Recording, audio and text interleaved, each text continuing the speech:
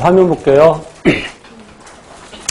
아까 중심세포라는 것은 동물세포에는 없고 식물세포에 있다고 그랬는데, 그렇다고 해서 식물세포에만 있냐 그런 건 아닙니다. 원생동물에도 있는데, 원생동물의 그 수축포라는 것은 일종의 액포에 해당이 되죠.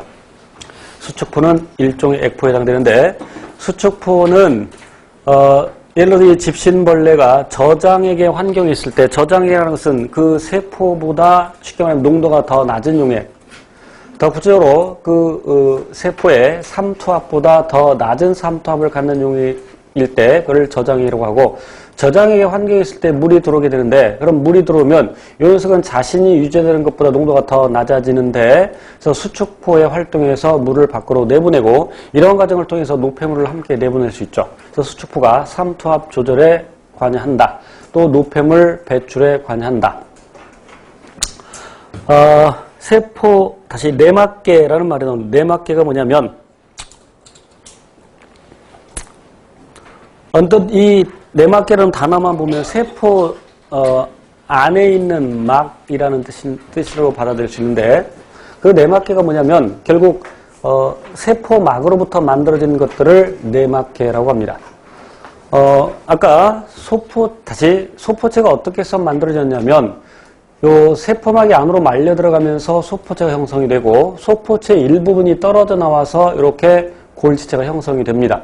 그래서 소포체, 골지체, 또 이런 소낭들, 이런 것들은 내막계라고 합니다. 그런데 아까 소포체 일부분이 핵을 다시 염색사를 에워싸서 핵막을 형성한다고 그랬죠. 그래서 핵막도 내막계에 해당이 되죠. 아까 칠판 잠깐 볼게요. 기본반에서 언급했습니다만 반드시 기억해야 될 내용이, DNA를 갖고 있어서 자기 복제가 가능한 세포소관이 핵, 그리고 엽록체, 미토콘드리아, 이런 것들은 이중막이고,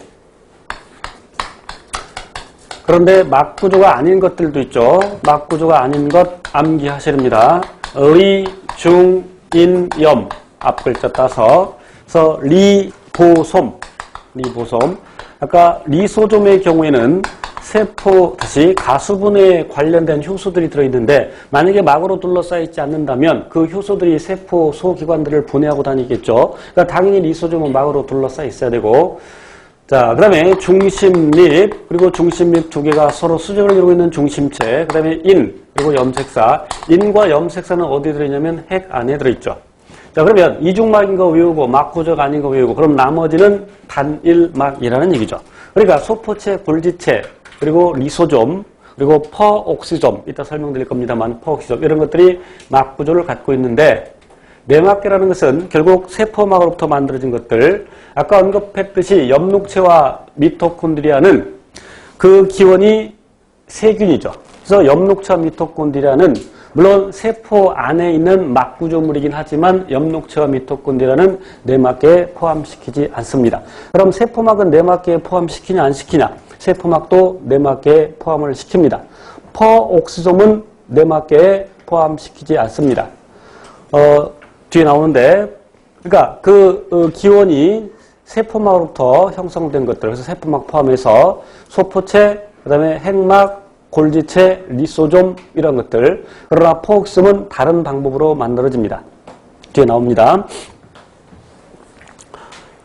그럼 그 내막계의 세포 내 소기관들의 상호작용이라는 말은 아까도 언급했던 내용들인데, 단백질 합성 과정에서 리보솜이 단백질을 합성하면 그 단백질 폴리펩타이드가 소포체 내부 공간으로 와서 변형되고, 소포체 일부분이 떨어져 나와서 소낭되고, 특히 수송소낭 또는 수송소포라고 하죠. 그 녀석이 골지체로 이동을 하고, 골지체에 더 많은 변형이 일어나면서 골지 일부분이 떨어져 나와서 분비순환이 되고, 이와 같이 세포 내의 소기관들, 내막계에서 서로 상호작용을 한다.